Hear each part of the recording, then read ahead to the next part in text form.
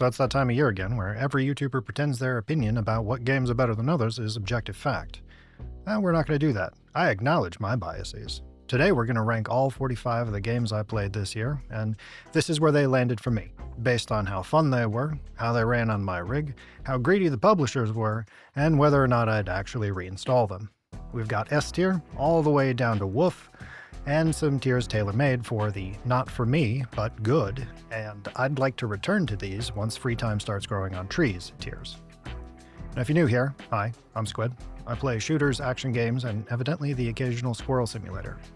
Alright, so first up, we have Hordes of Hunger, which was a tasty little bite-sized roguelite. We took a look at, I want to say, mid-spring, early summer. My initial gut feeling here is that's going to be B tier. Just a quick note here. In terms of my own ranking, S tier is like, holy shit, this game is amazing, you need to go play it right now. And then C tier is average. You know, it's a competent game, doesn't really do anything well or uniquely, but it's average, okay? So Hordes of Hunger, back when I played it, and we're going to be looking at these based on when I played them. You know, obviously some of these are early access, so development is going to have continued, blah, blah, blah, right? I really appreciated Hordes of Hunger for what it was trying to do.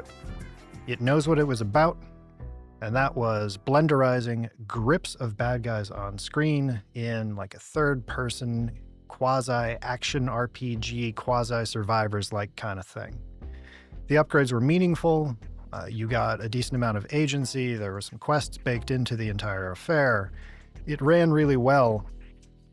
Realistically, my only complaint here was when I played it, the content was a little bit on the thin side.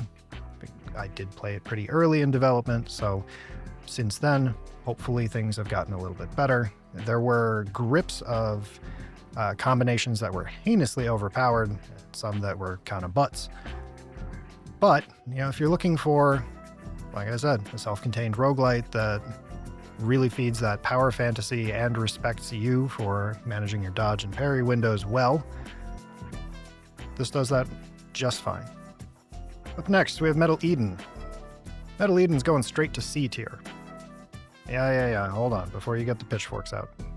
I covered the demo of this back in, I want to say either June or July, and this was very close to their original planned release date. This was slated to come out over the summer. It got delayed until pretty recently, actually. And you know, in the initial coverage, both I and several other creators pointed out the staggering, or you might say stuttering, performance problems that the game had, because, you know, UE5 is going to do UE5 things. They fixed some of it for release, but it still ran pretty badly. You know, especially considering at the time I was running it on a 4090 with a 7800 X3D. There is no reason for something with that art style to run that poorly. But in terms of the actual gameplay, the gameplay is solid. Wall running, dashes, it's good. The actual moment-to-moment gameplay is good, and then you're kneecapped by performance problems. The game is short. Yeah, we finished our run, I want to say, like between 4 and 5 hours.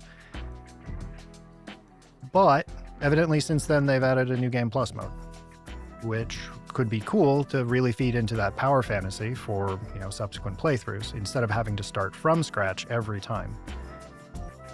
Really, this is a brilliant concept that stumbled in execution. I'm actually kind of mad about it. All right, up next, we have Windblown. Windblown is probably going to go in B tier based on when I played it. You know, if I were to pick it back up, you know, it might go up to A tier. Although, no, this one's going to go in the I want to return to tier, just because this is the kind of game that I got into very, very early in its life cycle, at least publicly available life cycle. These are the same developers that brought you Dead Cells, so they know what they're doing. Windblown is beautiful. The dodges are great. The combat is great.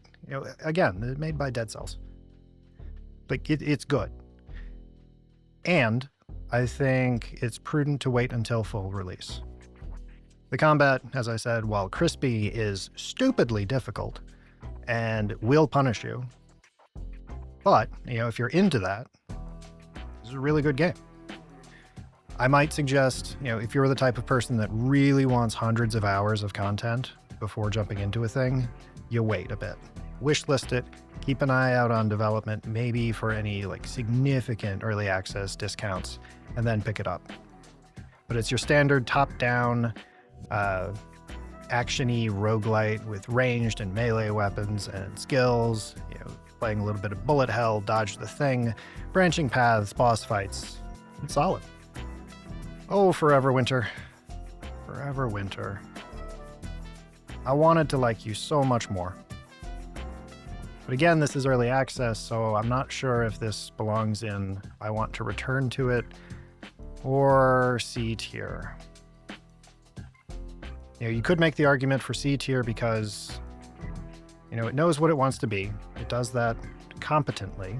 It doesn't really excel in any of those regards. But it runs terribly, or it did.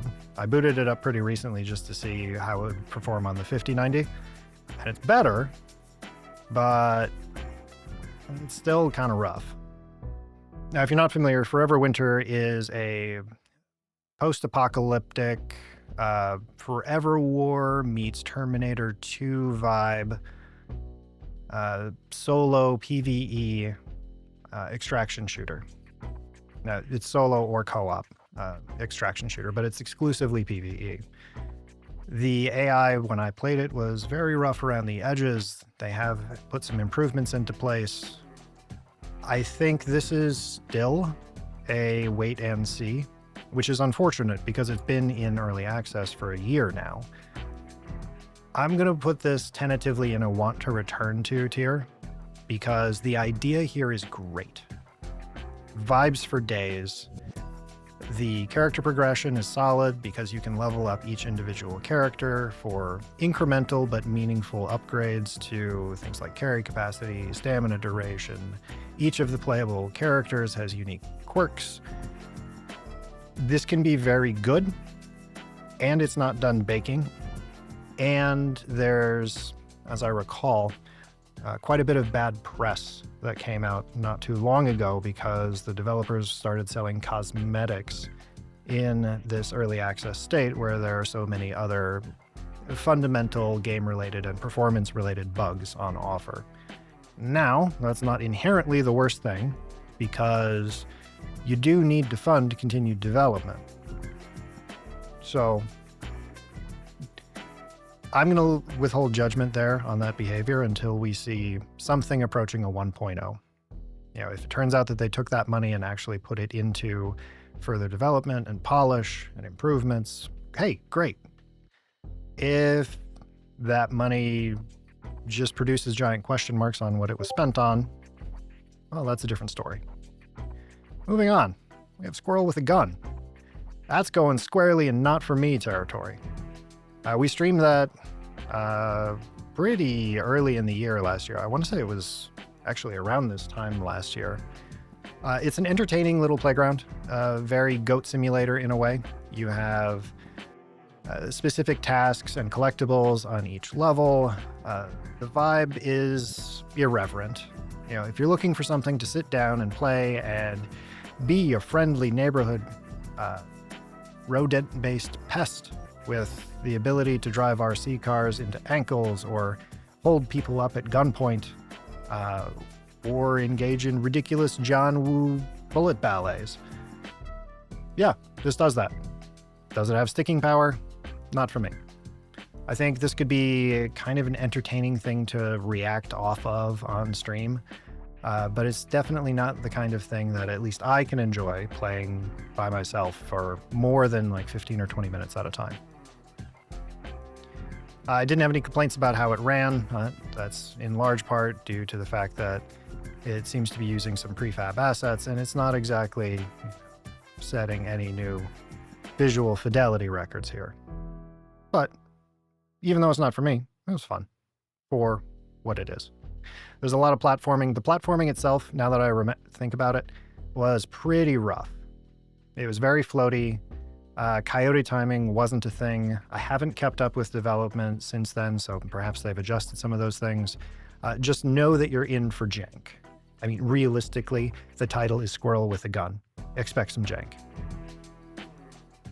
Eternal Strands. I'm gonna struggle here for a second to put it between B and C tier. Like, on one hand, it's competent. Does what it does well. If we look at my earlier definition of C tier, you know, it does have some unique spins on things and it executes those well. So yeah, I'm going to put it in B tier. For those of you who are unfamiliar, Eternal Strands is basically Breath of the Wild meets Shadow of the Colossus. There's individual elements and spells that you unlock by climbing and stealing them from larger enemies in the maps. There's element interactions that follow basic Pokemon rules. The combat is simplistic, but solid. So, I mean, if you're looking for something like Bloodborne or Sekiro, you're not going to find it here. And it still serves a purpose, and there's sufficient depth for the systems that are in place for it to work well. There's a decent amount of exploration, a grip of sandboxing you can do, like throw a tree at another thing and bounce it off of a cliff. The Gravity Greatsword in particular was one of my favorites. We have, I think, either 2 or 3 streams of me playing through it for the initial review on the channel. It's good. Yeah, if you can find this on a reasonable discount, and that sort of sandboxy physics, elemental Pokemon, rock, paper, scissors sounds like it's up your alley, you could do far worse. All right, Ninja Gaiden 2 Black. This one's going into A tier for me. I mean, yes, I know some people are going to complain that it's not on par with the first Ninja Gaiden Black, blah, blah, blah, right? I thought it was executed well. I mean, yes, it's basically a remake, but it ran very well on my machine after some initial tweaking of specific graphics settings and hardware, now that I think about it. But once you were in-game, frame pacing was solid. The experience of the original game was solid. I didn't notice any specific increases to boss difficulty like you did with the first Ninja Gaiden Black, which on some level is appreciated because those games were stupidly hard. At least they were when BaldSquid played them. Not sure how OldSquid would feel about the original games now, but the extra content was nice. Pleasant break. Some of the extra side missions, you know, depending upon your taste for combat and overall vibes, you might be more or less a fan of them. But if you're here to Izuna drop some fools and see gore splatter everywhere in spectacular fashion, it's good. And last I knew, it was on Game Pass. So if you're on PC, you can spring for the $16 version of it and play this, as well as Doom the Dark Ages. What else is on this list? Voidbreaker and Ninja Gaiden 4, I think, at a minimum. I also think Marvel Cosmic Invasion is on there, or at least it was back when I did the review for that. So, Ninja Gaiden 2 Black. It's more Ninja Gaiden 2. If you liked that, you'll like this. Izuna drops and bow for life. The bonky stick, not the bow and arrow. All right, Mecha Break. I'm going to put this in B tier. Now, with the caveat that I did not play the BR, because BRs as a genre are overdone and kind of meh at this point. Granted, I did No Life PUBG when that first came out, as well as several of the Arma 2 mods that really sort of kicked that entire BR/extraction genre off. Like, I'm done with it at this point. If you're not, I respect that. So, my opinion on Mecha Break is based entirely on the self-contained arena multiplayer modes.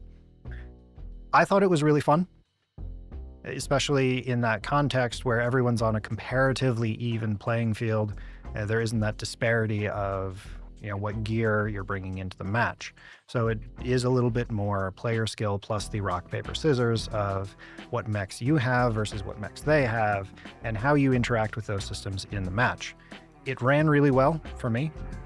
I don't think I saw too much complaints about the performance overall online, now that I think about it.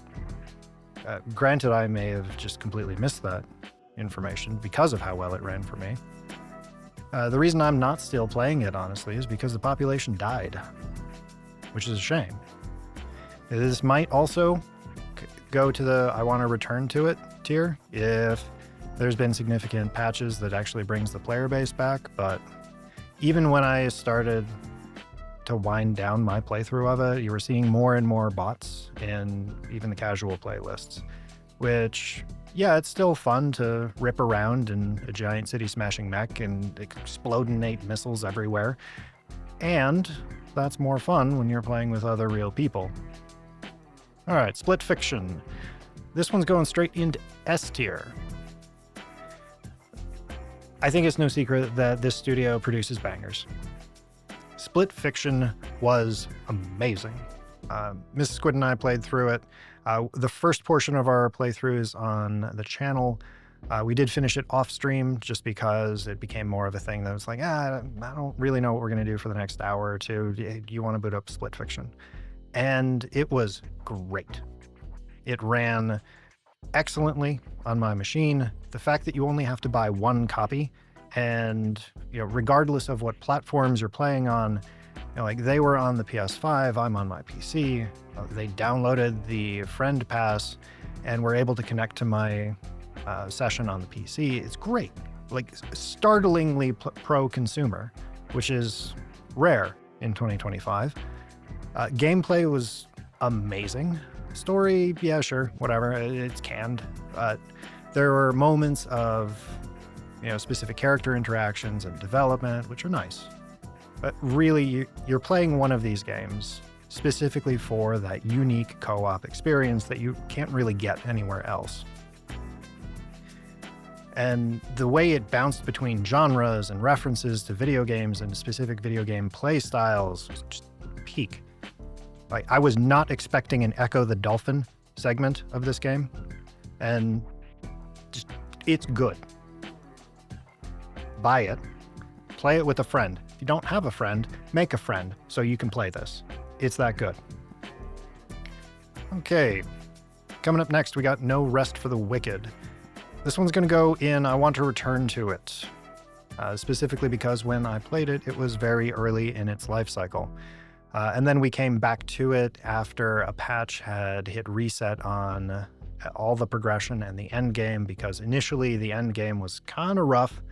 Unfortunately, what they wound up doing with the end game was turning it into a roguelite, which is cool in some regards and less cool in others. When it comes to ARPGs, I'm the kind of person who gets to end game, sees everything they want to see, interacts with some of the systems, and it's usually right after end game that I completely drop off. Not because of like the nature of the gameplay at the end, it just becomes repetitive. And for better or for worse, I'm missing that gene that makes gambling entertaining.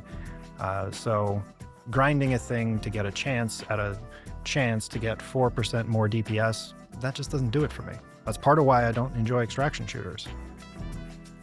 But No Rest for the Wicked did something unique, I think. If I was going to rate it in one of the other tiers, instead of putting it in I want to return to, I would say it's probably B, maybe low A tier, just because it does something unique that no other ARPG does. It's a halfway point between a Souls-like and an ARPG. Yeah, there were some balancing problems. Yeah, when I played it, it had some difficulties, technically speaking. Specifically frame pacing, loading, things like that. But I think as it continues to bake, and if memory serves, we're about to get the co-op patch for it. So that could completely change how things play. As development continues, this could become something really special. So I'm not going to levy judgment one way or the other on it. It was good. It was rough around the edges. I appreciate the exploration. Some of that exploration became a little bit infuriating, trying to figure out what was where with the minimal amounts of guidance that were in place. But it's competent.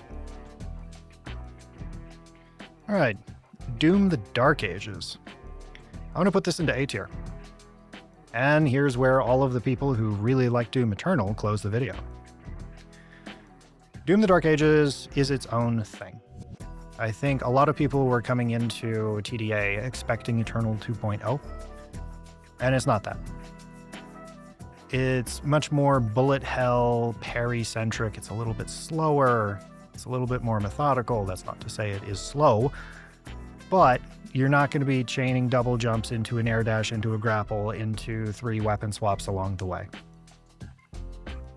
I'm okay with that. It ran beautifully for me. Even back when I was doing the solo PC streaming and encoding, I was able to play it at 1440 while recording and streaming. So there were multiple encodes happening at the same time, and the frame pacing was like buttery smooth. It was great. I'm not necessarily a fan of the baked-in ray tracing, just because that does impact the amount of people who can play it, at least on PC. But in terms of the overall experience, it was visceral, it was chunky, it was impactful. Most of the weapons were fun to use, for me at least. I do think perhaps there could have been a bit more generous with the upgrade materials along the way, because on that first playthrough, you really feel starved for what weapons you're going to upgrade and what parts of your kit is going to get upgrades, because you don't get enough. Unless you're the kind of person that's going to put their left hand on the wall and do circles of the entire, huge spanning zones. Which does bring me to one of my points of contention with the game, in that it was a little bit of whiplash, where you'd go between classic Doom, where you're bouncing off all the walls, exploding things, you're punching imps in the face and throwing their skull at the next one, which is great. And then it was like a record scratch, where you'd have to go explore this larger zone that's just huge and there's secrets everywhere, which on one level is very cool. I'm not saying I want a linear experience. I appreciate that degree of exploration and, being rewarded for it. And I think it was perhaps, let's say 20 to 30% bigger than it needed to be. I think if you were to make those larger zones a bit tighter, have the secret paths to get to specific upgrades be a little bit less obtuse, not much, not easy to find, just dial it back just a little bit. I think it would have been much, much better. Right up next, Stellar Blade.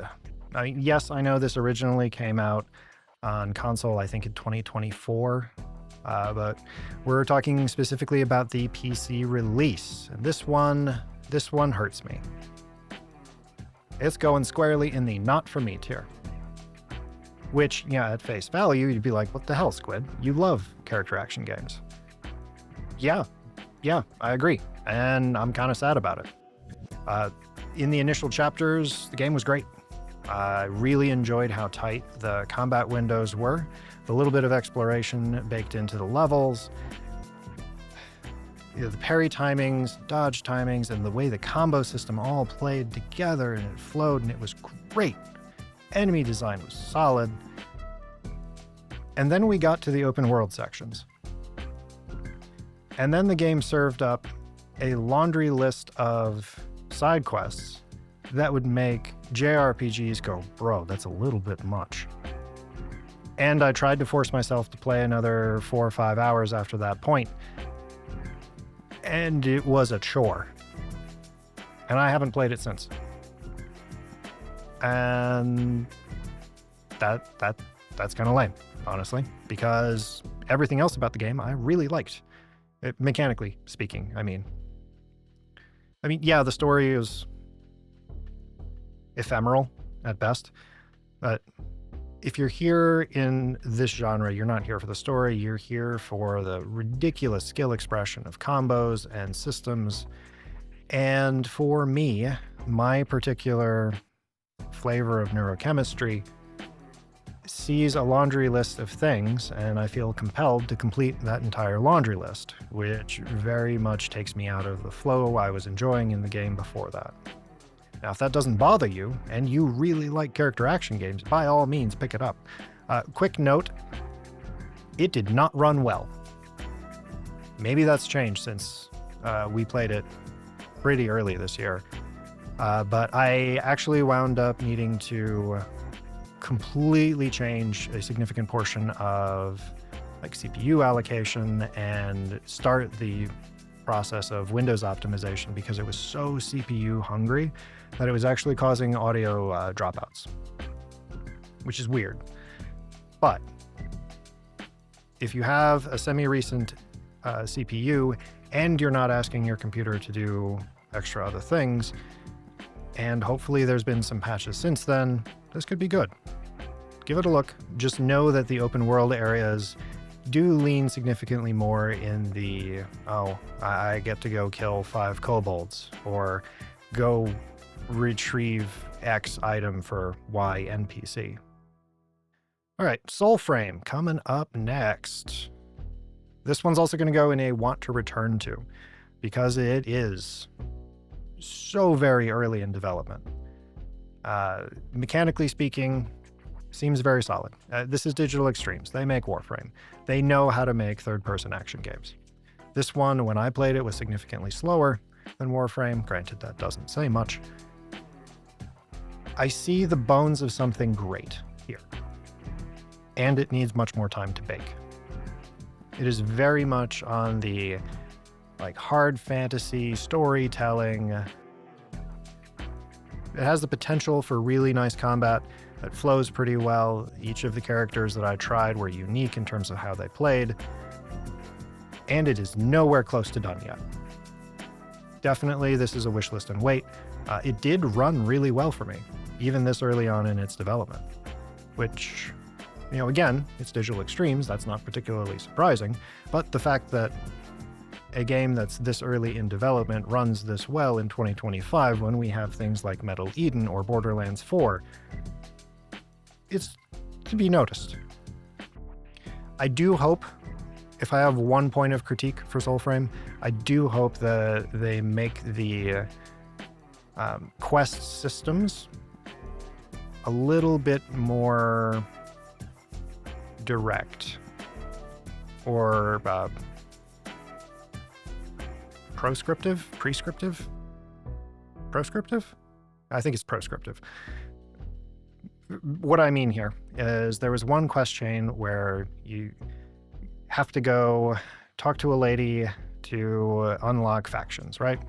And she says, oh, okay, well, you need to go get these items from these people and take this from this guy. All right, sure. Standard quest design. So I go do all that. I find the guy, kill the guy, loot the guy, nothing there.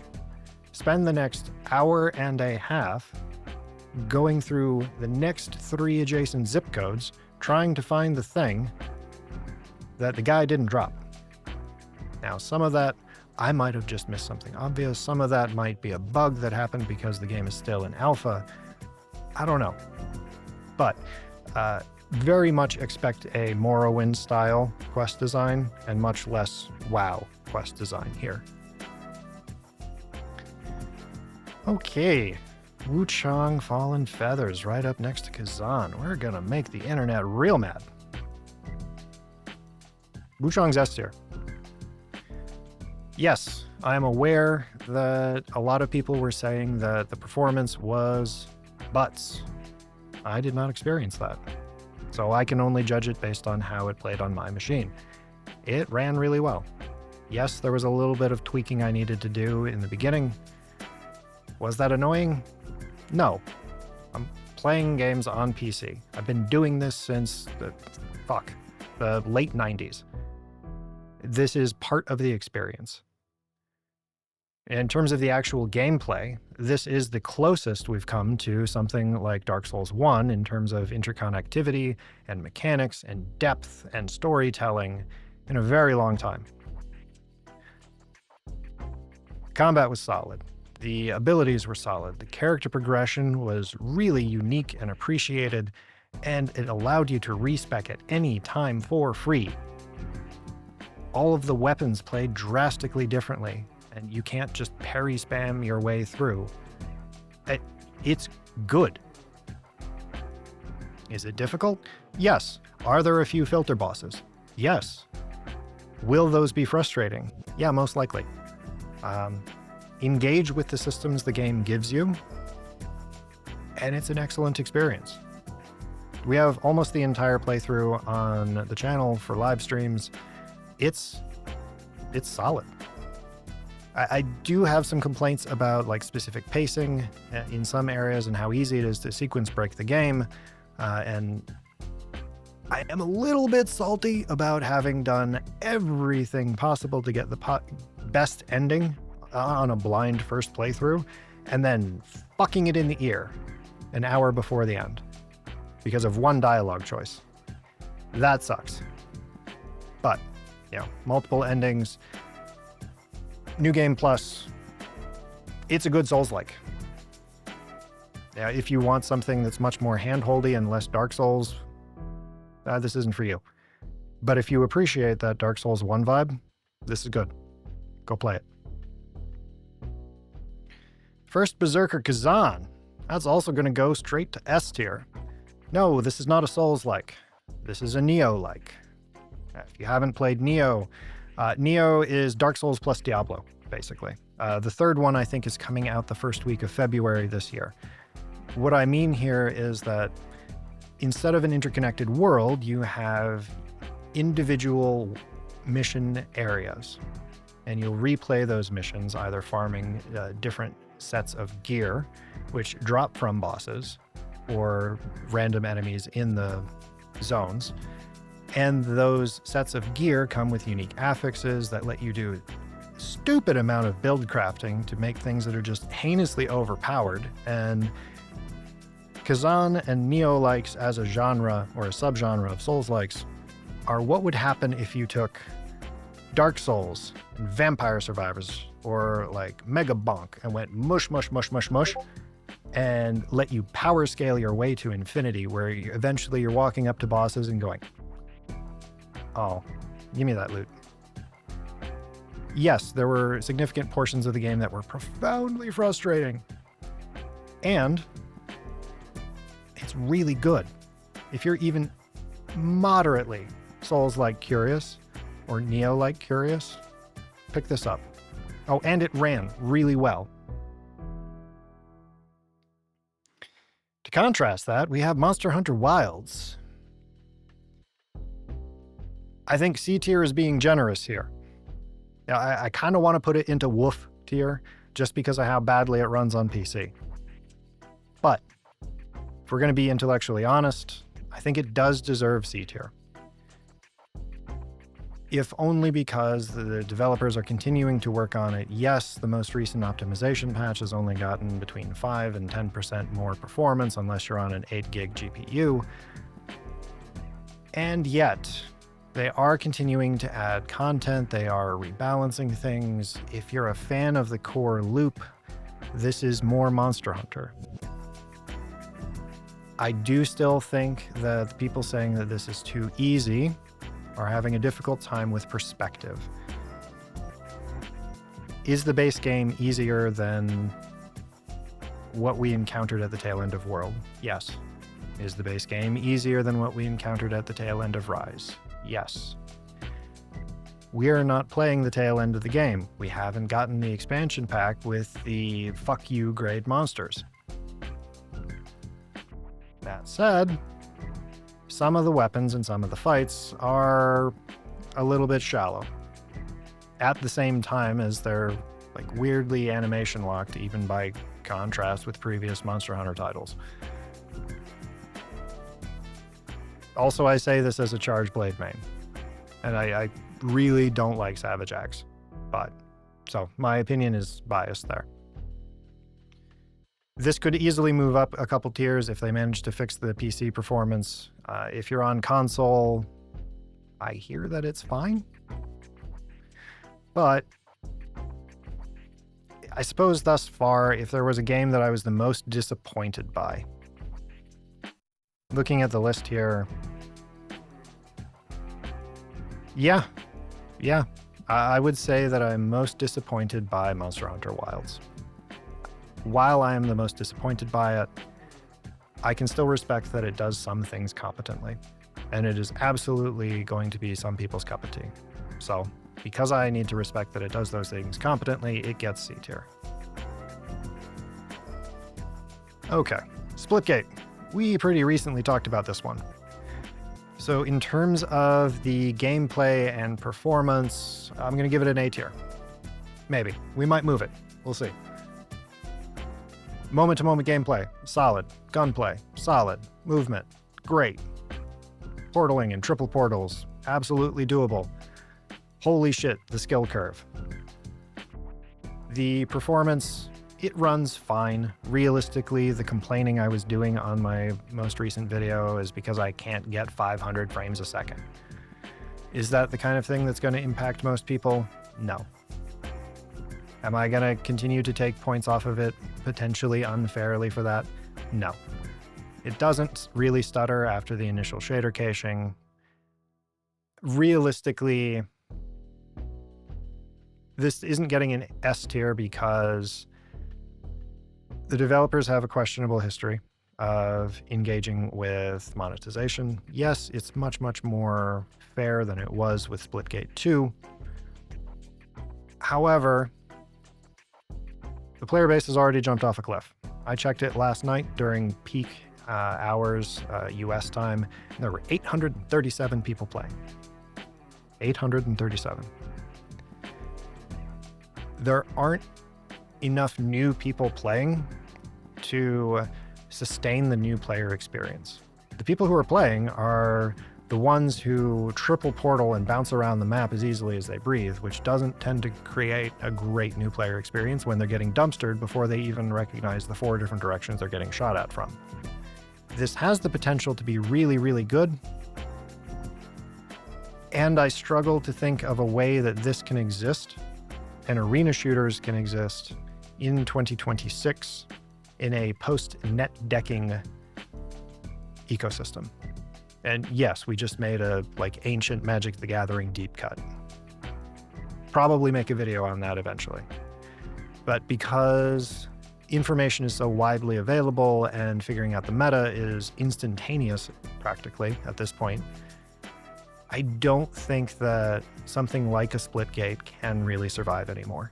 And that's unfortunate. Expedition 33. Yes, I'm putting it in S tier. Yes, you can say I'm shilling or dick riding here. I don't care. As I said on stream, Expedition 33 is the first turn-based game I have enjoyed since Chrono Trigger. Yes, on the SNES. The story is excellent, the music is excellent, it doesn't overstay its welcome, but at the same time there's enough optional side content both during and post-game that you can engage as shallowly or deeply, shallowly is not a word, as you like with the systems. The parry and dodge timing and actual active management of combat is solid. The entire allegory at play here, which I can't say anything else about, otherwise I'm going to wind up spoiling the game for anyone who hasn't played it yet, is excellent. The voice acting, excellent. Yeah, sure, the hair textures in particular get a little bit weird sometimes, especially in cutscenes, but it runs really well, which is surprising for it being, I think, UE5, if I remember right. It's good. If you're even tangentially interested in turn-based RPGs with a staggering degree of build crafting and exploration, pick this up. It's that good. Oh, and the developers either have already or are planning to drop additional content that was announced at the Game Awards. I'm pretty sure that's already dropped, now that I think about it. Go play it. It's on Game Pass, or at least it was. Katanak. Katanak is an indie roguelite that's basically what would happen if Dead Cells and Event Horizon had a kid. It's a little bit more cosmic horror, lots of gore. It's pixelated gore, but still, like, you're painting entire hallways red. It's good. It's good. The difficulty curve when I played was steep. You will likely get filtered early on in your playthrough. Some of the weapon and perk combinations are objectively better than others. That is the curse of balancing a roguelite. But, these are things that can get balanced with ongoing development. The vibe, the music, it's all pretty solid. It knows what it is, and it does those things well. Movement is good. It is fast. It is responsive. There are clever and infuriating Easter eggs along the way. If you like Dead Cells, but you've played Dead Cells to death and you want something that feels like Dead Cells, pick up Katanak. Okay, Arc Raiders. Now, if you have been on the channel at all, you know that this is not a game for me. As I said earlier, I'm missing the gene that makes gambling and subsequently extraction shooters entertaining. That said, I can greatly appreciate how well it runs. Embark is shockingly arcane and proficient with their approach to UE5. It runs profoundly well. Just like the finals runs amazingly well. They know what they're doing. I don't know what voodoo they're doing to the engine, but it's great. The sound design, the environment, the vibes, all 10 out of 10. The player base, -5 out of 10. I have a full review on the channel. I might remember to put a link down in the description down there. Suffice to say, if you enjoy extraction shooters but want something less stressful, play this. It's good. I'm pretty sure Silent and several of my other friends haven't stopped playing except to sleep and occasionally eat. So, if somehow you haven't heard of this, pick it up. Voin. Voin, I haven't done a video about yet. I have all the footage, and I have it mostly scripted, but I haven't yet recorded. Voin could be A tier. It really could be. It wants to be. If there's a couple changes made to it, yes, it absolutely deserves A tier. Until those changes get made, it is B tier at best. Voin is a first-person action roguelite, where you're the embodiment of lightning and vengeance, and you're set on an open world, or multiple open worlds, to complete a bunch of quests. I don't particularly care about the quests. I'm not here for the story. I'm here for the sheer amount of carnage that this game lets you impart upon everything around you in increasingly flashy and overpowered ways. So as I said, it is first person, and it's really hard to do first person melee combat well. This does it well. Along the way, you can pick up upgrades and new abilities, trinkets that drastically change how some abilities interact with others. It is really good. It is fun. It is visceral. It rewards thinking creatively with weapon swapping and chaining abilities together, along with basic melee swings and jumping. And it's so very good. Like the way they changed the inventory. And if I remember right, this is also a solo dev project, but the inventory and progression system got completely reworked, where now when you pick up duplicates of an item, it instead ranks up that item. So the days of having to play backpack Tetris are done, and it streamlines the entire affair. and you're still getting meaningful character progression. So it's basically minimizing the amount of unnecessary time that keeps you away from introducing more bad guys to lightning and explosions, while still respecting the depth of build crafting that's just great. Now, I drop it down to B tier because of the third zone. Holy shit, the third zone. Imagine this, if you would, with me. A barren, sparse winter wasteland, full on tundra and taiga and snow, and you're tasked with finding several small items that glow in a bright color, not a particularly saturated color. And across this backdrop of snow, you are tasked with finding these brightly colored, moderately desaturated items in blizzards. Yeah. Like, I was just loving every moment of this game. With the way they work the parries and the progression and the movement. Like, it is so very good. And it then came to a screeching fucking halt. I have not booted this game back up because I spent 4 hours, literally 4 hours, trying to find all of those blizzards so that I could get the items and move past that ridiculous zone.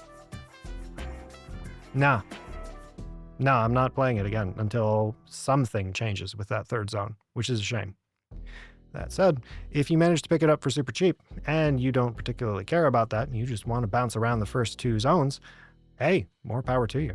There's plenty of game there to chew up $10, $15 worth.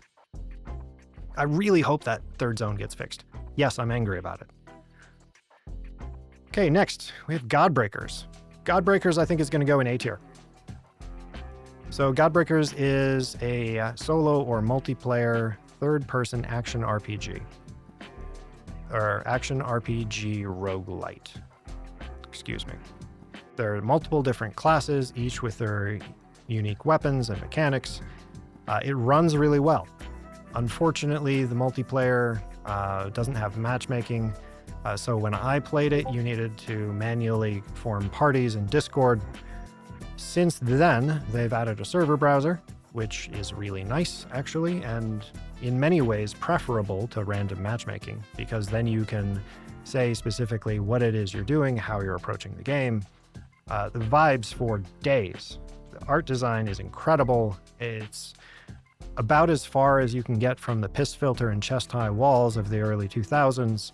And at the same time, the quest design and character progression and like moment-to-moment gameplay is solid, has a decent amount of depth without being overwhelming. Yes, you can unlock most things within a dozen or so hours, but I can always respect a thing that doesn't overstay its welcome.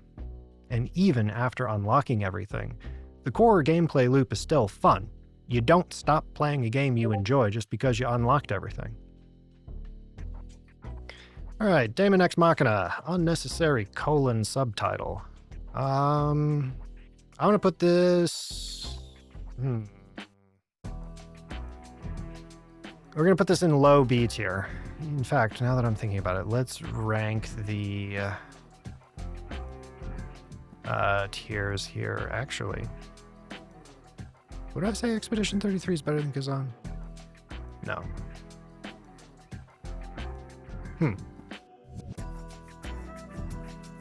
Yeah, in a weird way, I've actually put these together correctly in order. Anyway, Daemon Ex Machina is going to go in B tier. It's an open world, third-person mech action game that has entirely too much anime tropes and story and voice acting that will make you want to do the bad guys' work for them, I think I said in my review. And, at the same time, it is a competent mecha game. There's a good deal of tinkering you can do in terms of your unique build, seeking all of those like incremental percentage-based increases, There's post-game grinding a la Monster Hunter, if that's your thing. The campaign's kind of meh. It clocked in at around, I want to say 12, 13 hours for me. No, excuse me. I was at about 12, 13 hours. Then I realized I needed to get the review out, so then I beelined the rest. Moment-to-moment gameplay is shallow, but competent. You know, you're not going to be feeling the thumps of the weapons the way you would in like an Armored Core. But that's fine. It still gets your mech air dashing character, action, combat. It's good. How good you think it is going to depend largely on what platform you play it on. Because I heard Switch and console in particular had issues with frame pacing and loading times. I played it on PC. They have since patched the multiplayer bug, which caused exponentially longer loading times versus playing offline. There are loading stutters because it is UE5, so expect that. However, they do seem to be largely relegated to when you're traversing zones, and generally tend to not happen in the middle of fights. It's solid. Am I going to be reinstalling it anytime soon? No. Does it do what it does competently and have something unique to say about itself and the genre? Yeah, so that's why it's B tier. All right, Death Stranding 2. Oh, Kojima. I'm going to put this in A tier. Only reason it's not going into S tier, I think, is because it's a little bit less well-paced than the first one. You do get significantly more quality of life early on than you do in Death Stranding 1. It ran really well on the base PS5 that I played it on. I did put it on performance mode, which did make it a little bit uglier, but I really prefer having steady frame timing over things looking pretty. The early pacing, as I said, once you get access to the trucks, kind of turns this into Apocalypse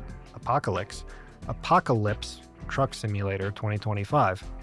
Later on, as you get more access to things like the zip lines and other traversal options, that can be a little bit more entertaining, but the min-maxer in you is likely going to be fighting against the urge to just drive the truck everywhere.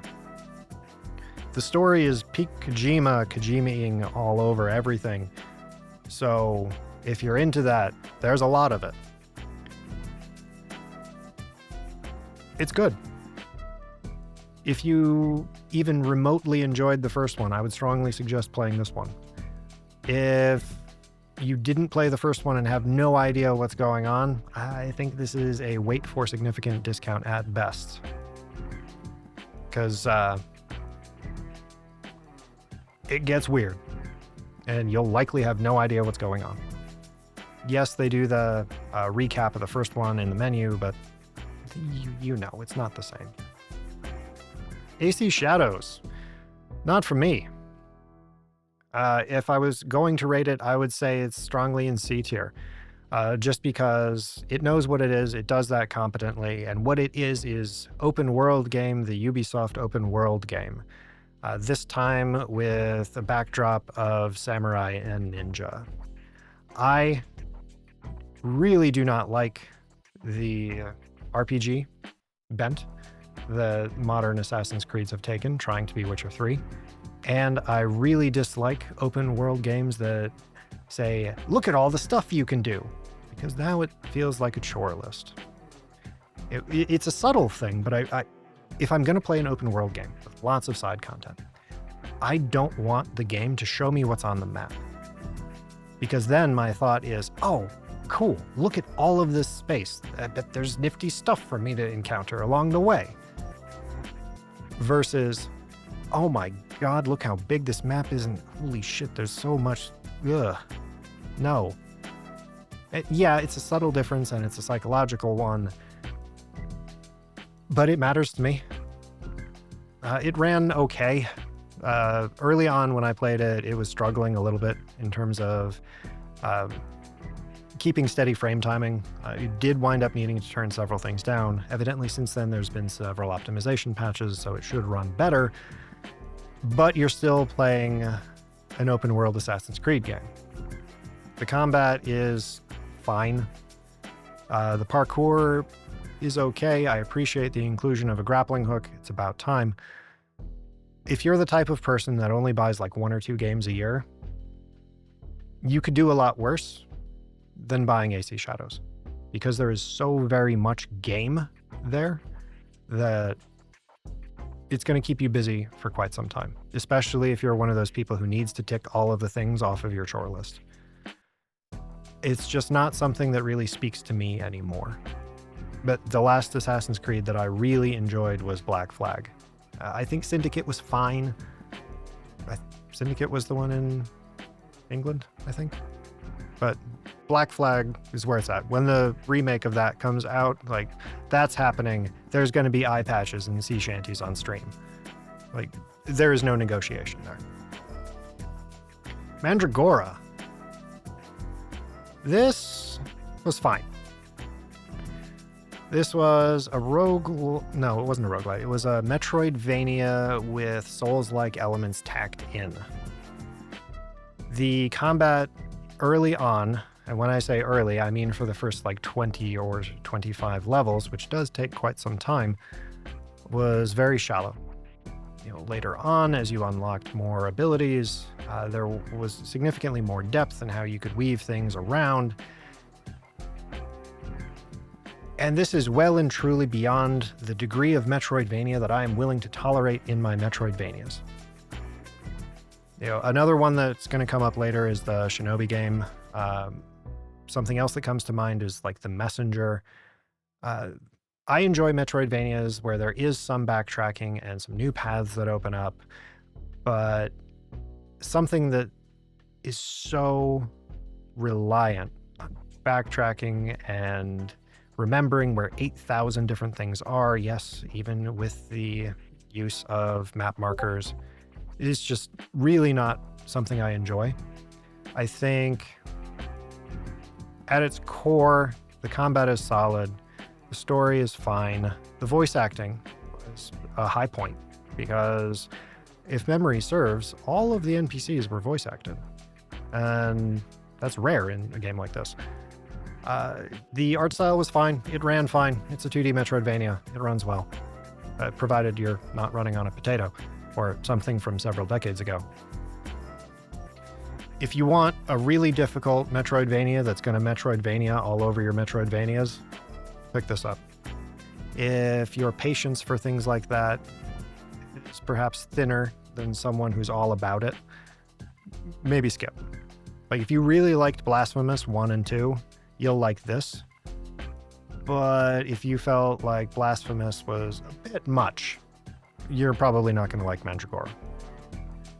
Voidbreaker. Voidbreaker's going to go in A tier, just because it is basically Titanfall meets Returnal meets a roguelite.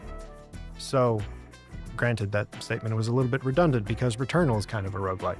Anyway, so first-person shooter, physics interaction, movement, just it is solid in terms of your experience. The performance is excellent. There is some variation to the frame timing, but again, this is very much an early access thing. Again, solo dev.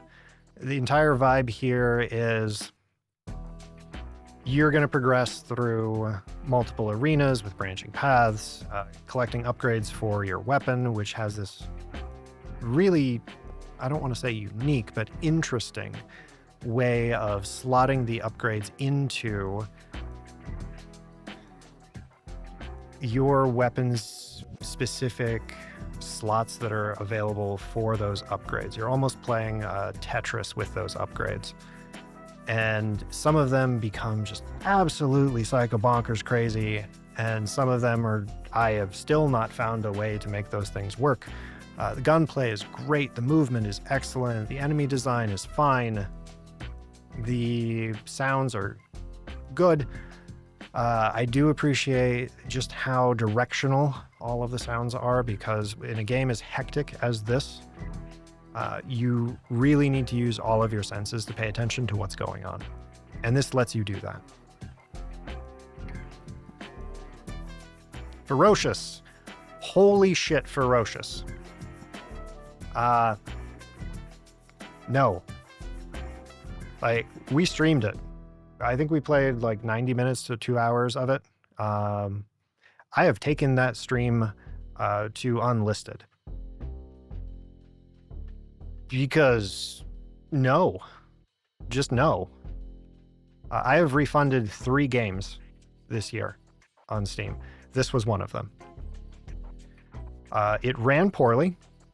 There were bugs everywhere.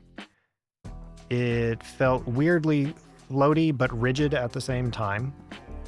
And just no. I cannot think of a redeeming factor for this. Moving on. Witchfire. Witchfire is going to go probably A tier for me. So again, very similar to Voidbreaker, it's a first-person shooter roguelite. Evidently, they just had an update with melee weapons. I haven't gotten a chance to play that yet. Maybe I'll put this in Want to Return to. Yeah, this is going to go in Want to Return to. Just because back when I first played it, the base game was quite difficult. They've rebalanced many things since then, updated some of the progression, lines. The game is beautiful. It runs really well. The core loop isn't something I'm super stoked about. It does very much rely on that extraction mechanic. But if you're a fan of that push your luck style design, it does it well. Some of the areas can become a little bit repetitive once you have really figured out what works, but this is endemic to the roguelite genre. What it does very well. The developers are very active in adding content and rebalancing and patching bugs. It is good.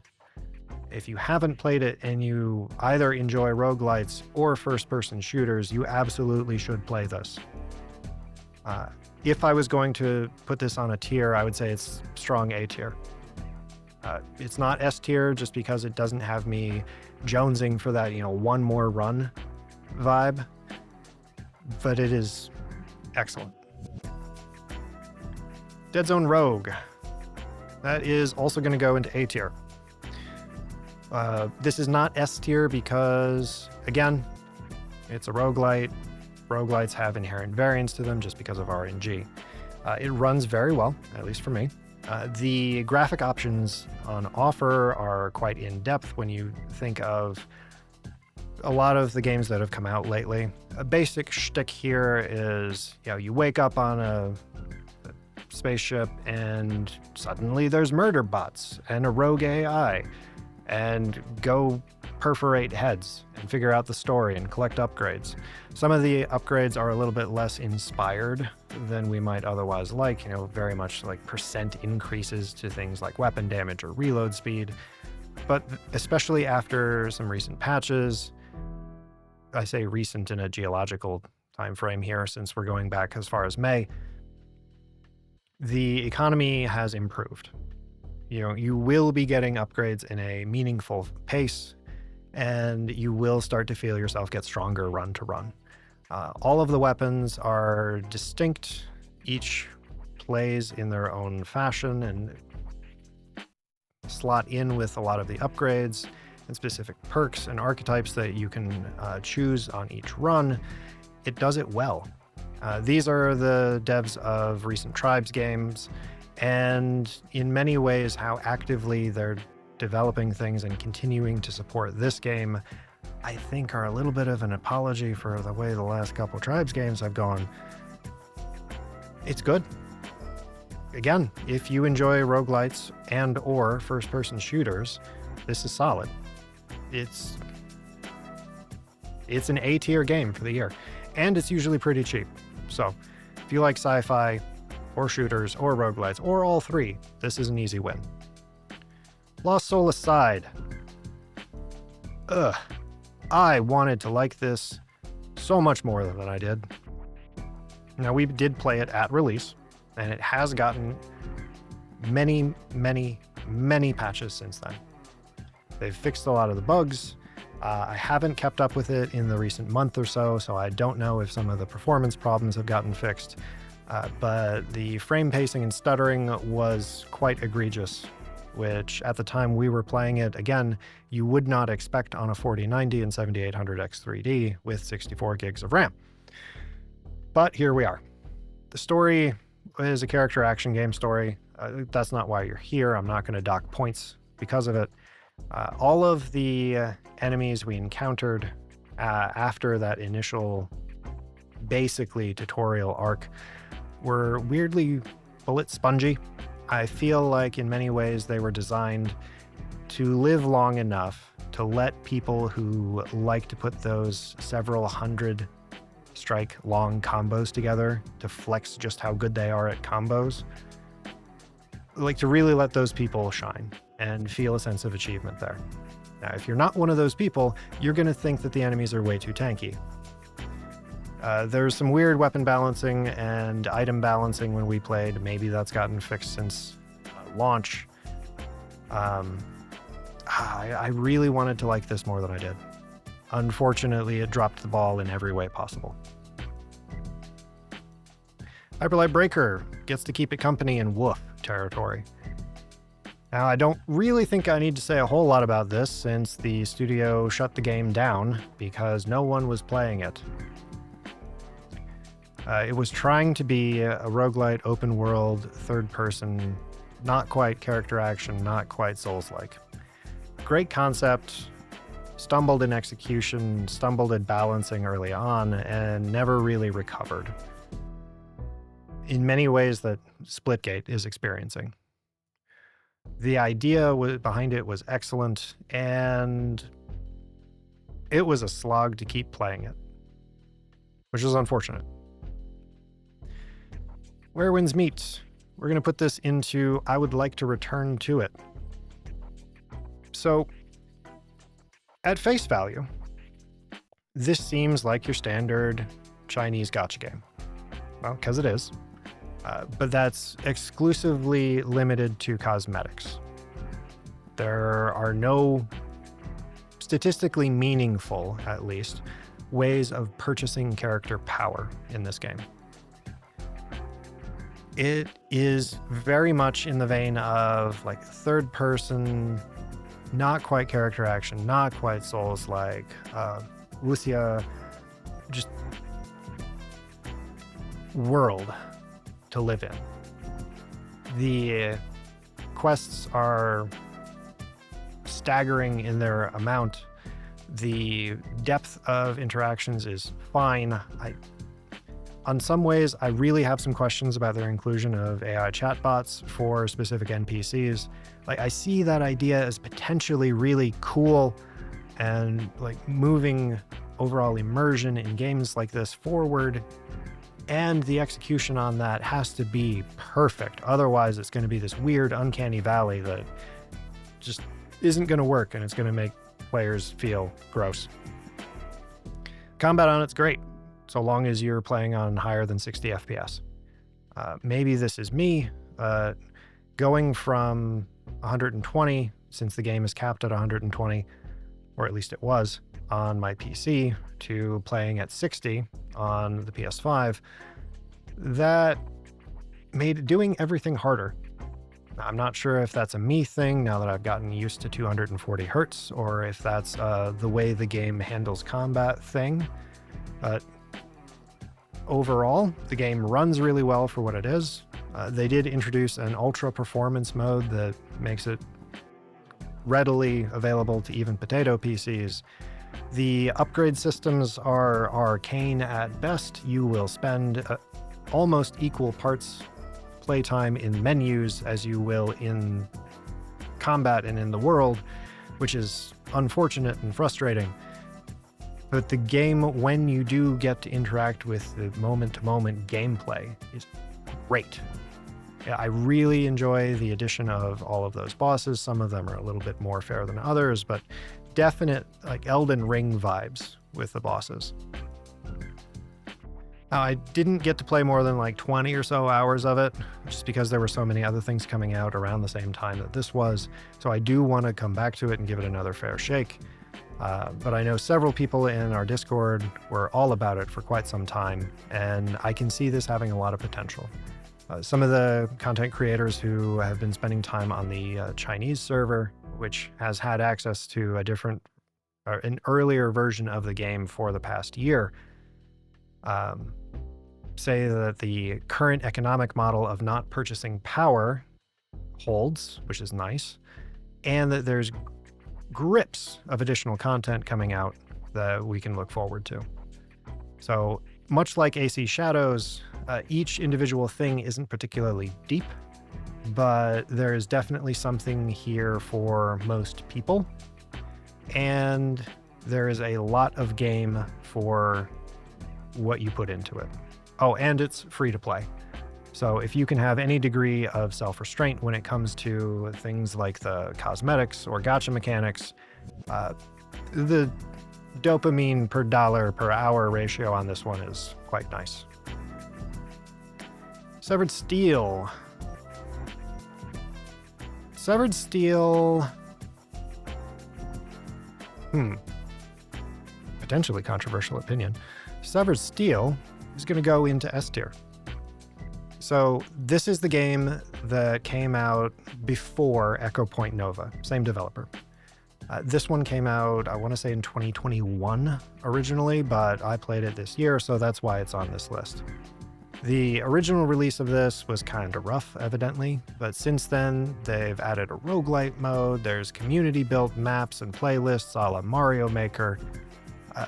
Basic gist here is that it is a movement shooter FPS where it's like if Max Payne and Hotline Miami and Superhot all had a kid, where you're matrix diving around corners, grabbing guns from enemies, hitting enemy 1 with this gun, then punting enemy 2 off a window.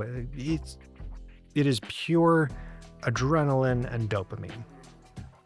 It's a voxel-based game, so it's not necessarily the kind of thing that it's going to be for everybody just because of how the game looks, but the moment-to-moment gameplay is great. You know, if you want something to flex your movement demon tendencies with, you can do a lot worse than this. Dying Light the Beast. This is going to go in I want to return to it. Yes, we did the one stream. Yes, I've played probably another 5 or 6 hours of it since then, but with everything else that's been coming out on the tail end of the year, I haven't really had the time or the inclination to come back to it. They did recently get an update for ray tracing. Now, when I played it initially, it did have a little bit of trouble in terms of performance on my machine, specifically with stability of frame pacing. I have booted it up since that ray tracing patch. It's still kind of worth it to keep ray tracing turned off, unfortunately. There was some weirdness with DLSS and FSR implementation at release. That does look like it's been sorted out. It feels much, much more like Dying Light the Following than Dying Light 2. I think that's a very good thing, because it leans back into the nighttime actually being scary and threatening, and that's absolutely great. It does become a little bit fetch questy, which I find I'm having a lot less patience for as I continue the march down our linear experience of time. But, you know, again, if you want a lot of game for potentially not a lot of money, if you manage to find it on sale, you could do a lot worse. If you do pick it up on PC, at least, I would strongly recommend manually editing the FOV in the config files, because that will let you go over the ridiculously narrow, I think it's either 70 or 80 FOV that you can do in-game. Shinobi, Art of Vengeance, easy S tier for me. This is the purest distillate of fun I have had this year. Yes, even more so than Split Fiction. Shinobi Art of Vengeance is a 2D action side-scroller with light Metroidvania aspects to it. The art style will absolutely not be for everyone with the watercolor and strong lines and colors. I think it works really well.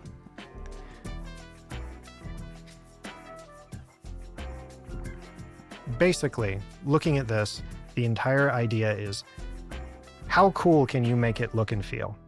Yeah? Why don't we just do that? The moment-to-moment combat is great. Yes, some of the bosses are easy on the first playthrough. That's why you go back and play it on hard, or you use the arcade mode. The people who are coming out of the woodwork saying, oh, easy game for babies, we're judging it off of the basic first playthrough. This is not that kind of game. So I did a review on this a while ago. It's linked down there, probably, if I remember. It's good. If you like 2D platformers with light Metroidvania aspects, this is the best that genre has been done in recent memory. Following that up, we have Ninja Gaiden Ragebound. That's going to go in A tier, because this is a subjective ranking, and I am the tiny god of this universe. Bwahaha. It doesn't do anything wrong. Realistically, it's on par with Shinobi in terms of execution and what it's trying to do and be about. It runs well. I did hear that some people were having some weird stuttering and performance issues, but I wasn't experiencing that. It's very much continuing the age-old Shinobi versus Ninja Gaiden rivalry. So if we're looking at these as exemplars of each of their genres, it continues the previous, where the Sega version of Shinobi is just better than the Ninja Gaiden version that was on the SNES of the 16-bit era. That's not to say Ninja Gaiden Ragebound is a bad game. The platforming is solid. The movement feels significantly stiffer. That has to do with what movement tools you actually have available to you. That doesn't mean it's bad, it means it's a different game. Much like Shinobi, that's meant to be played through more than once. It's good. It's a 2D action platformer with questionable buddy cop story background. It's a Ninja Gaiden game. You're not there for story. If you're looking for something flashy and more moment-to-moment emphasis, play Shinobi. If you're looking for something a little bit slower, a little bit more purposeful, play Ninja Gaiden. Or, realistically, both are comparatively cheap. Buy both. Ninja Gaiden 4. That's going to go in A tier. Because as much as many people did not like the new protagonist, I don't really care about that. Again, I am not here for story in my Ninja Gaiden games. I'm here to make enemies' entrails their X-trails. And this game lets you do that. Gloriously. There's a weapon that's all like explosive shuriken that morphs into tonfa and claws. And one of the executes is a here, hold this, where you basically like toss a grenade to somebody and they sit there confused for a second before it explodes. What's not to like? Yes, this one's made by Platinum instead, so the feel of the combat is very distinctly Platinum and not Ninja Gaiden, and it works.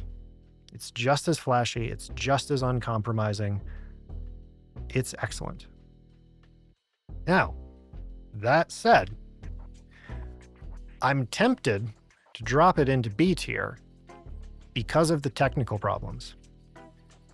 It is egregiously sensitive to any overclocking anywhere on your system. We're even talking about like base XMP profiles on your RAM. It would hard crash not just the game, but my entire system until I turned everything off in that regard in my BIOS and booted it up. Now, if you're not willing to do that, well, that's going to go in a not for you or WHUF tier. Maybe they've fixed it since then. Maybe that was a thing that was unique to the Game Pass version, but based on what I was seeing on the Steam forums, it wasn't exclusive to that platform. If you're willing to deal with a little bit of tweaking, it's good. If you're expecting Shakespeare from your Ninja Gaiden, reevaluate your priorities. You're there for viscera, and this gives you that in spades.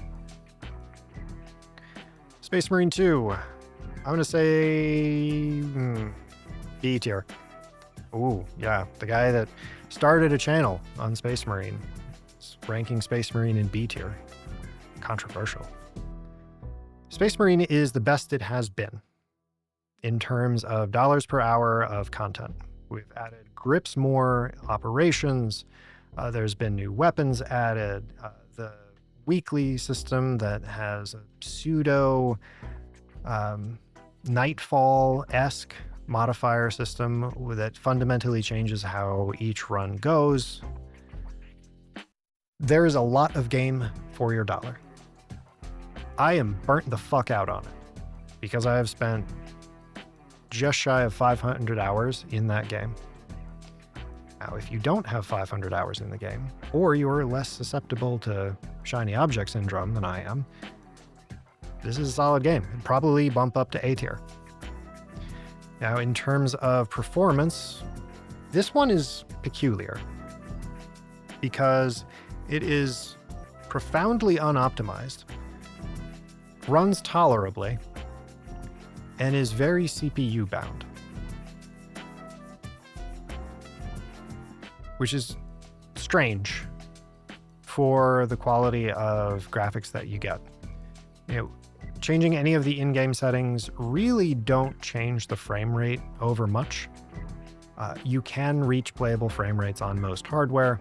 Just know that you're unlikely to push anything over 180 frames unless you start doing fun config tweaks or mess with things like frame generation. And considering the nature of the parries in this game, I would strongly recommend against frame generation just because of the input latency. Ghost of Yotei. I'm going to say this one's competent. Well, no. This one's going to go and I want to return to it, because much like Where Winds Meet, the core combat is more Ghost of Tsushima, and I enjoyed that. The world is more Tsushima. Everything about it is more Tsushima, and I liked that first game. I think the story is perhaps a little bit flatter. It's a straight revenge story versus, that inner conflict with honor that the first game had. But at the same time, the gameplay is solid. If you enjoyed the first one and are there mostly for the gameplay, well, this is more of that. I wound up needing to divert time away from this to cover other things. It is still sitting unfinished on the PS5. I will likely come back to it. It's just that other things keep moving higher up the chain than it, which I suppose does say some things about the game, or my tastes, or both. But again, if you're looking for a game with a sizable amount of things to do per dollar, you could do a lot worse. I didn't have any issues with performance, and this is even on a base PS5. Cleared Hot. Cleared Hot is so far into early access that I don't feel like it's fair to give it a ranking. Cleared Hot is the spiritual successor to the Desert, Jungle, Arctic, and Nuclear Strike series, from everything from the Genesis and SNES up through the PS1, PS2, I don't remember. So it's an isometric helicopter shooter where you're completing various objectives, exploding tanks. The unique thing that this one brings out is the physics sandbox. So with the winch that's attached to the bottom of your helicopter, you can pick up rocks, jeeps, missiles that were coming towards you, and you can Uno reverse them back at bad guys. The storytelling is amusing, the jokes land, it's very self-aware. If the development continues in the way that it has so far, this is going to be solid. There was just a recent release that I think gave a test range and a new helicopter. I believe it was the Comanche. This is something to put on your wish list and wait. Marvel Cosmic Invasion was slightly better than competent, in my eyes. If I had to choose between this and Shredder's Revenge, I'm going to play Shredder's Revenge every time. There's nothing wrong with this, it just didn't have that spark for me. I did play it both solo and with some people on Discord. It's fine, but for me, the replayability isn't really there, and the individual characters are fun, but again, it felt very shallow. This is, to me, the embodiment of a party game, the kind of thing where, you know, you have people over or you have a group of friends on Discord and you just need something going on in the background to be a scaffolding for other activities or catching up. The game ran very well, but again, it's a 2D beat 'em up. Outside of one other obvious title on this list, it's a 2D beat 'em up. You'll be able to run it. Let's just get it out of the way. I didn't like KCD2. I understand how it's a great game for a lot of people.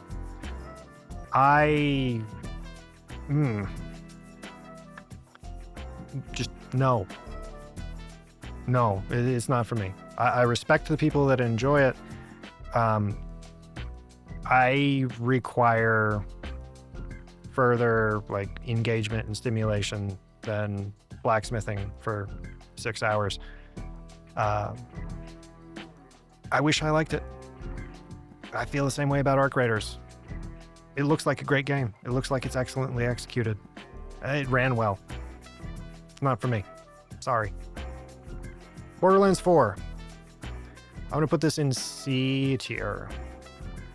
I was about to put it in B tier because it does everything better than Borderlands 3. And then I remembered that that's not a high bar. So at launch, obviously it wasn't optimized well. We had the month-long crash out from Pitchford. It's Borderlands. Fortunately, they got rid of the awful storytelling from 3. You won't need to go download a mod to turn off all of the voice acting and dialogue. That said, the story is still meh. But again, are you really playing a Borderlands game for the story? Or are you playing it for the ridiculous explosions and combinations of affixes on guns? I have played through the entire thing 3 times at this point, but again, much like ARPGs, I tend to not do a whole lot of engaging with endgame systems where I'm grinding the last 3 percentage points to make a build really work. It's fine. After I finish the current playthrough with my younger sibling, I'm probably going to uninstall it and not reinstall it for a while. It struggles to run well. I don't really think I need to spend a whole lot of time on that. It reaches playable frame rates both with and without frame generation. Depending upon your system, you can do some tweaking with RTSS to get the input lag to a tolerable level using multi-frame gen, and I think that might be a bit much to expect of the end user. Battlefield 6. Yes, I saved this one for last, just because there are some very strong opinions. I'm going to put this one into A tier, because when it comes to shooters, I would say it's on par with Doom: The Dark Ages and Splitgate.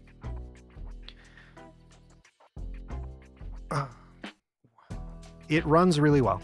Technically, it's great.